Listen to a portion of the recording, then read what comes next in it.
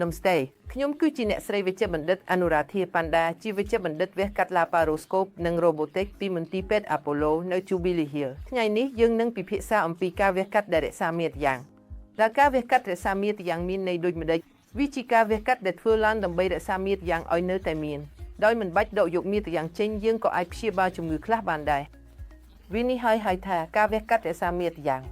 ឥឡូវនេះការដកយកមាត្រយ៉ាងចេញសម្រាប់បញ្ហាតូចឬធ្វើការវះកាត់ដកមាត្រយ៉ាង hysterectomy មិនមែនជារឿងដែលគេធ្វើជាទៀងទាត់ទៀតទេមានវិធីជាច្រើនដែលអាចធ្វើបានដើម្បីរក្សាមាត្រយ៉ាងរបស់អ្នកដូច្នេះពេលដែលរក្សាមាត្រយ៉ាងនៅតែមាននោះការគ្រប់គ្រងផ្នែកចង្កេះក៏នៅតែមាននិងស្បូនក៏ដូចគ្នាពេលយើងធ្វើការវះកាត់ដកមាត្រយ៉ាង hysterectomy នោះអាចធ្វើឲ្យស្ត្រីចូលរដូវផុត menopause មកដល់មុនបន្តិចប្រហែលជាមុនសរុបប្រហែល5ឆ្នាំបើធ្វើការវះកាត់ដកមាត្រយ៉ាងយើងដកយកមាត្រយ៉ាងចេញហើយការផ្គត់ផ្គង់ឈាមពីមួយខាងត្រូវបានកាត់ផ្តាច់យើងមកពិភាក្សាអំពីជំងឺខ្លះដូចជាករណីឈាមហូរមិនប្រក្រតីស្ត្រីអាចមានឈាមហូរមិនប្រក្រតីដោយសារតែមានប៉ូលីបឬសាច់ដុំមាត្រយ៉ាង fibroids យកទេបើសាច់ដុំមាត្រយ៉ាង fibroid លេចចេញទៅក្នុងផ្លូវមាត្រយ៉ាងយើងនៅតែអាចធ្វើ hysteroscopy បាន hysteroscopy គឺជាការដាក់កែវស្វែងរកចូលទៅក្នុងមាត្រយ៉ាងយើងអាចមើលឃើញថាអ្នកមានប៉ូលីបឬសាច់ដុំមាត្រយ៉ាងឬទេហើយជាមួយបច្ចេកវិទ្យាថ្មីឥឡូវនេះយើងអាចដកប៉ូលីបចេញបានដោយប្រើឧបករណ៍និងឧបករណ៍ថាមពលយើងអាចកាត់ប៉ូលីបឬកាត់សាច់ដុំមាត្រយ៉ាងចេញបានហើយបន្ទាប់មកអ្នកនឹងមានអារម្មណ៍ប្រសើរឡើង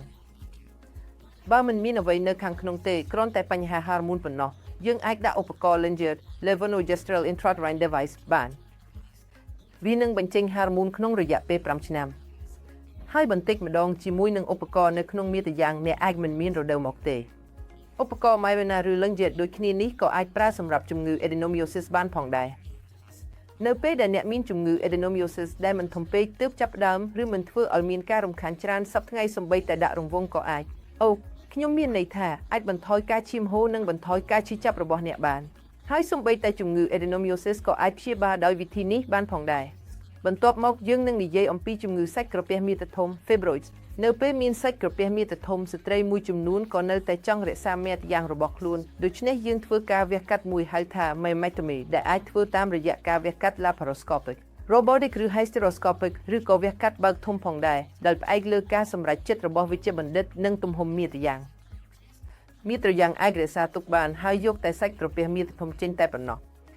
ហើយដូចគ្នានេះផងដែរនៅពេលដែលអ្នកមានបញ្ហាមាត្រយ៉ាងធ្លាក់ចេញមាត្រយ៉ាងក៏អាចដាក់ត្រឡប់វិញបានដោយធ្វើការជួសជុលអ្វីដែលយើងធ្វើគឺ hysteroscopy ដែលអាចធ្វើតាម laparoscopic vaginal ឬ robotic ក៏បានវាជាប្រតិបត្តិការដែលត្រូវការយកចិត្តទុកដាក់ខ្លាំងជាងប៉ុន្តែវាអាចធ្វើបានហើយមាត្រយ៉ាងក៏នៅតែអាចរក្សាទុកបានដូច្នេះអ្នកគ្រប់រូបគួរតែយល់ដឹងហើយនៅពេលដែលអ្នកមានកញ្ចប់ស្បូនជាមួយជំងឺ endometriosis វាក៏អាចគ្រប់គ្រងដោយ laparoscopy ឬ robotically បានដែរហើយមាត្រយ៉ាងក៏អាចរក្សាទុកបានដោយប្រើថ្នាំឬដាក់លុបមួយក៏បានដូច្នេះអ្នកត្រូវយល់ថាមានមនុស្សមកសួរថាបើខ្ញុំចង់យកមាត្រយ៉ាងចេញវាមិនមែនថាព្រោះគ្រួសាររបស់អ្នកពេញលេញហើយអ្នកត្រូវយកអង្គធាតុចេញទេដូច្នេះវាមានអត្ថប្រយោជន៍ជាច្រើនក្នុងការរក្សាមាត្រយ៉ាងទុកដោយចាប់ពីមុខងារផ្លូវភេទរបស់អ្នកមកដល់មុខងាររបស់ស្បូននិងរចនាសម្ព័ន្ធក្នុងផ្ទៃចង្កេះអ្វីទាំងអស់ត្រូវបានរក្សាទុកដូច្នេះខ្ញុំមានអារម្មណ៍ថានៅពេលណាដែលមានតម្រូវការទើបយកមាត្រយ៉ាងចេញហើយអ្នកអាចពិភាក្សាជាមួយវិជ្ជបណ្ឌិតជានិច្ចប្រសិនបើមានការវះកាត់ដែលអាចរក្សាមាត្រយ៉ាងឬការវះកាត់ដែលមិនប៉ះពាល់ដល់មាត្រយ៉ាងដែលពួកគេអាចធ្វើបានសូមអរគុណ